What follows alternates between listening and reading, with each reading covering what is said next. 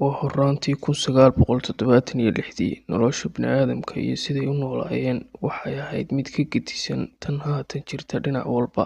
Wax badan oo aad u sahlan maanta waxay ahayd xilligaas mid aad u adag ama aan suurtagal ahayn in qofka maskaxdiisa ku soo dhici karin.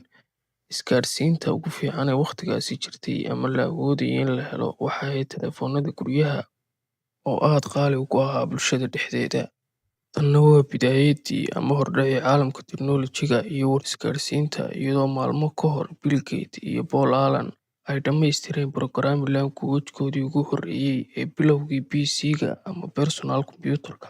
Abriil 1 sanadii 1976 waxay ahayd markii ay Steve Jobs iyo Steve Wozniak ay bilaabeen aasaaska shirkadda Apple.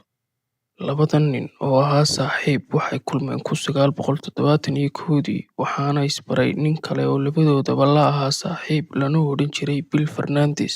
Markii ugu horreysay ay bilaabaan inay midoobaan shuraakana noqdaan waxay bilaabantay markii Steve Wozniak oo ahaa cabqari xirfad u leh electric engineering oo weliba ahaa qof isagu wax isbaray, uu farsameeyay mishiin yar oo taleefannada adduunka oo dhan lagu wici karo si lacag la'aan ah, kadibna ay bilaabeen inay ku iibiyaan lacag yar oo jaban, taas oo markii dambe soo jiidatay Steve Jobs. Markaas wixii ka dambeeyay, wuxuu Jobs bilaabay inuu kula taliyo inay aasaasaan Uncommon Company ama shirkad ay iyagu leeyihiin, dhaqaalena ka sameeyaan. Iyadoo ahayd tiknoolajiyaddu mid bilow ah, kombuyuutarkii ugu horreeyay waxay ku farsameeyeen geerash ku yaalla xaafadda reerkii soo korsaday Steve Jobs, maadaama aanu midkoodna hayn wax kharash ah oo ay ku soo gataan wixii hardware ay u baahan yihiin, dabadeedna ay ugu farsameeyaan shaqadana u bilaabaan. Waxay ku fakareen inay ka soo amaahdaan wixii qalab ay u baahan yihiin dukaan gada qalabka electronics-ka lagu magacaabi jiray Karamat Electronics, taasi oo ahayd waddada keliya ee u furan.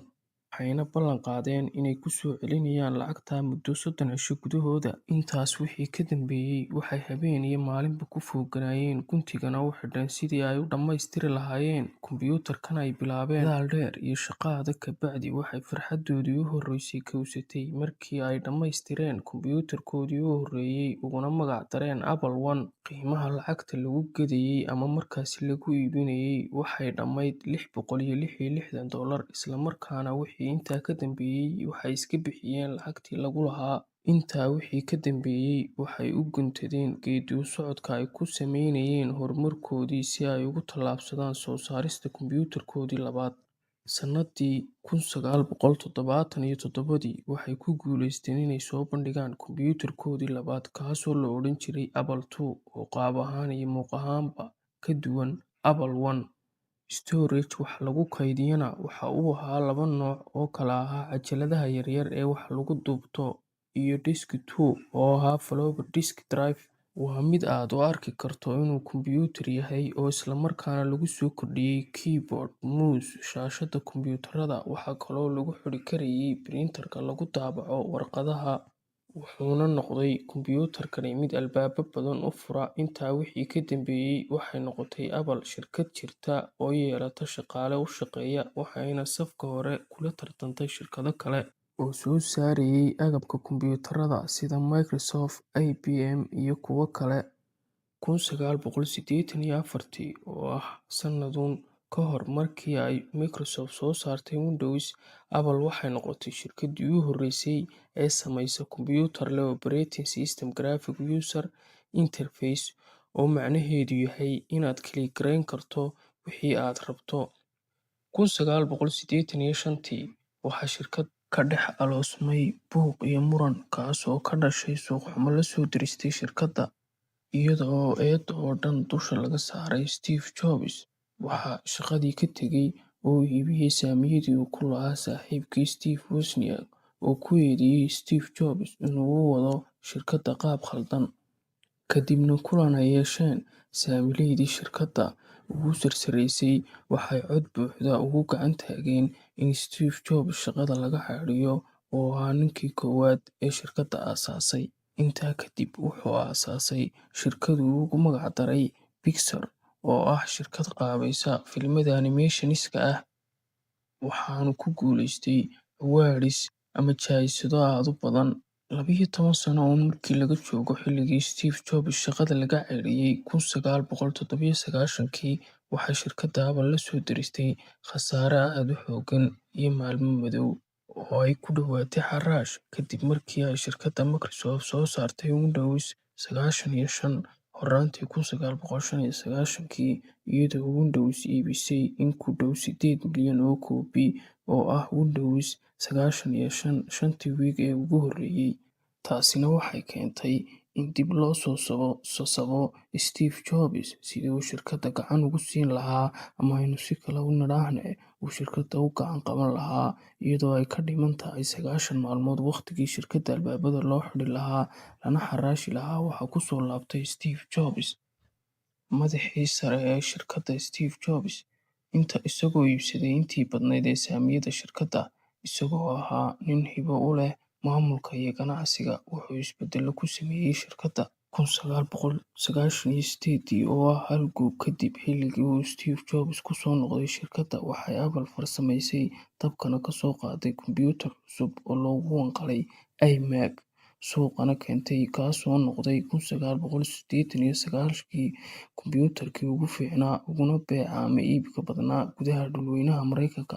3 bilood ee ugu horreeyay, dakhliga soo galay shirkadda waxa uu noqday mid aad uga batay isugeynta waxay shirkaddu iibisay 3 sano ee ka horreeyay farsamaynta iMac, iyadoo uu sii xoogaystay magaca shirkadda Apple.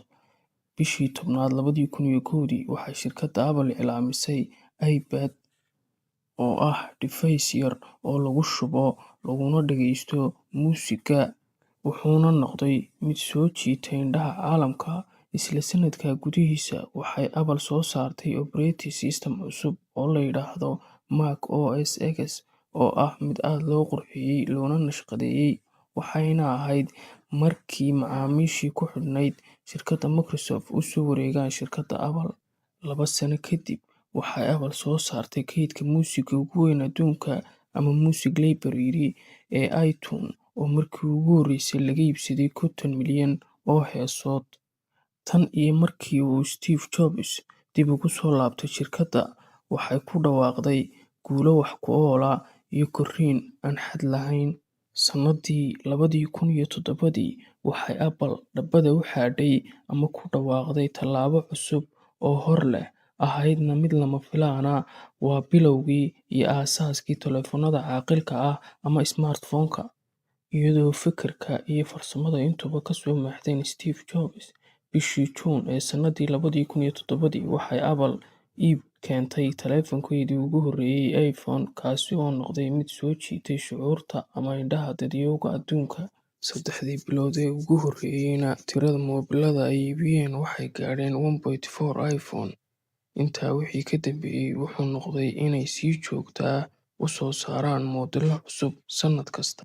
Sannadii 2011, waxay Apple ku dhawaaqday in madaxii sare ee shirkadda, Steve Jobs, uu kansar u dhintay, oo ahaa aasaasihii shirkadda, lahaana dhisaynka iyo fikradda waxay soo saarto shirkaddu.